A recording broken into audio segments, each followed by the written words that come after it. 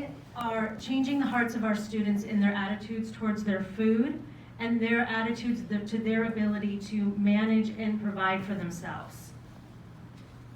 We are giving them relationships to animals and to decomposers and to things in the world around them. And in your nature books, there's a brochure or just a guideline here for you that just talks about all of the buckets of where we are in the school space. So I'm going to start with the second harvest, just to clearly define what second harvest is.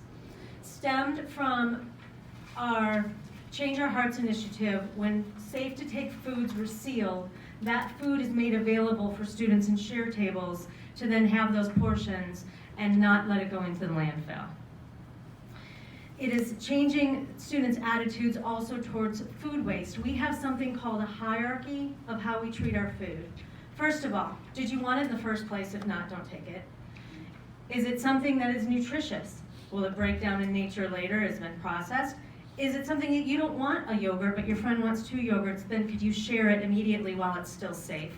Those are the discussions that we have at the table, and then fun stuff like, number one, he's holding the pig, I might be mad. Is the food you have gonna make you better because of the vitamin C, or what does the fiber do? So those and on-spot discussions are had. Looking at the gardening block, we have outdoor education that makes sense. So whatever on-the-spot recognition might happen if we see bugs. We like to use compost in a good bug, bad bug discussion. In the middle years, this also works very well for discussions about anti-bullying. You have biodiversity, you have a diverse environment. That diverse environment invites many and more than the harmful bugs that are potentially harming our food that we are growing get pushed out from that bullying. Our students volunteer in our elementary years, and a lot of our parents are here that have supported that for a very long time. The students become the earth ambassadors, and they work during the lunch hours and collect the compost and have the work in the garden and come to the work days as much as our scouts do. In your packet as well, there's a second page that will talk about kind of from my perspective of being on the ground for you for 8 years, what is in all of our schools. And I will tell you that our composting in pounds, we have saved thousands of pounds per year in vegetative waste and turned it into natural fertilizer instead of using chemicals in the school garden, which then the students then in turn use in their products, or in their growing.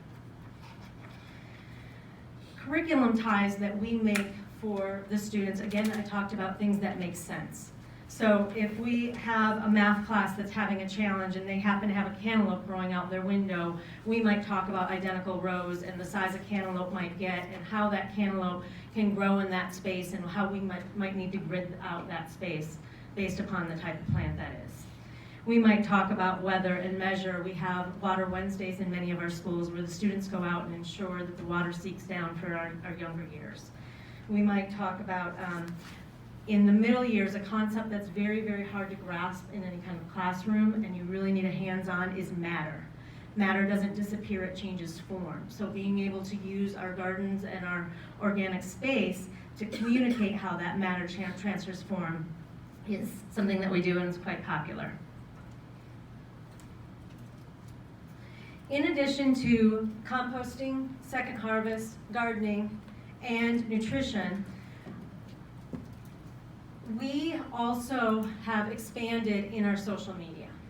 We had college students that stayed with us for a semester in plan, and they were so committed to the work we're doing, they're still with us, so they pushed us into social media. So you are welcome to find us on social media, and I know a lot of our friends here find us. Community Sprouts, MCS Nutrition, and hashtag Community Sprouts, and on Twitter. In addition to expanding out to our social media, the expansion in the experiences that the students get have been provided through relationships that we have with our partners. Students got to be a part of a national tour, and I think what stemmed out of that was an invitation to come speak to you because our students spoke to gardeners throughout the nation on how to compost. Students have authored a book on how to compost. students have had visitors from farms, which we saw some pictures of, farm animals. And our students, some of them from 2nd grade now in high school, have been Earth Ambassadors and have been able to grow into being community leaders.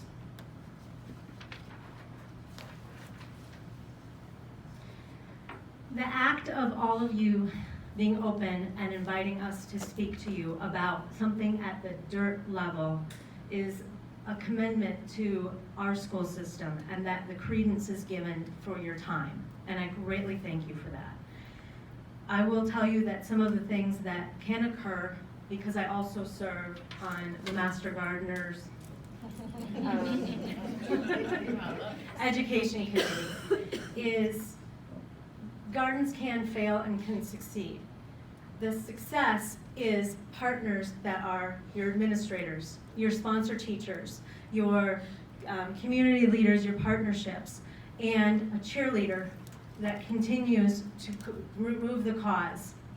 If any of those things...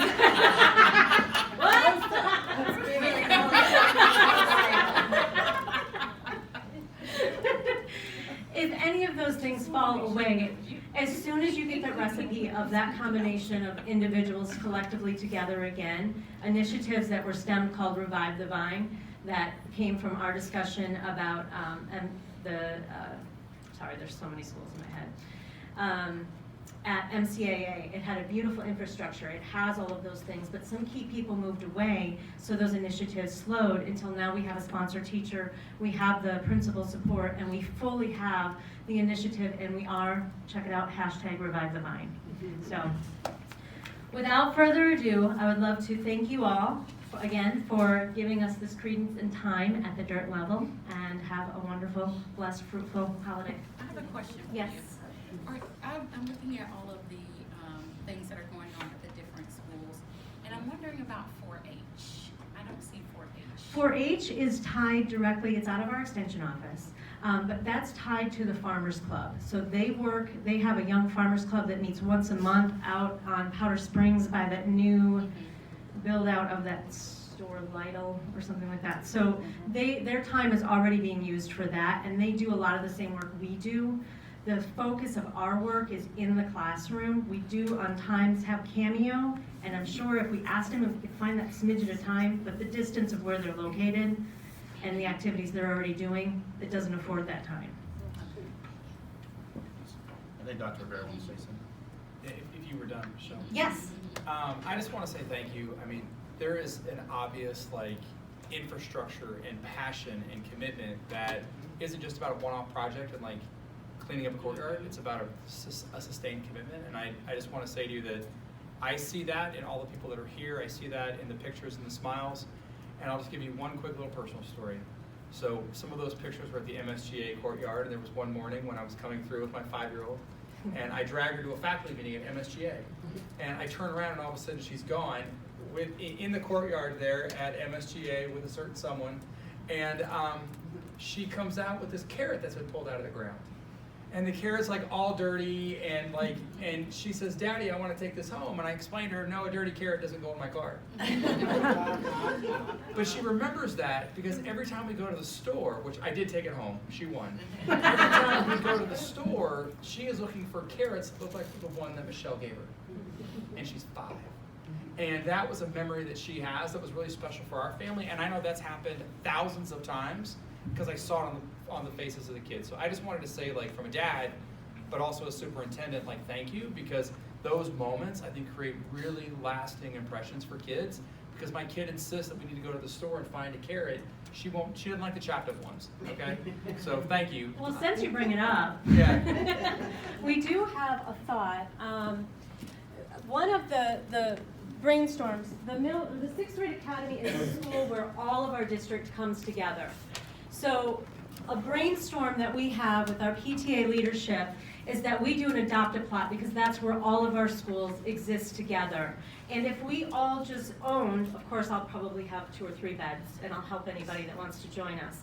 But if we all owned a 12-inch, 36-inch, 40-inch space, and just visited that 3 times a year, and we'll get a plaque with your name on it, and you can compete with your neighbors on whose plot looks better.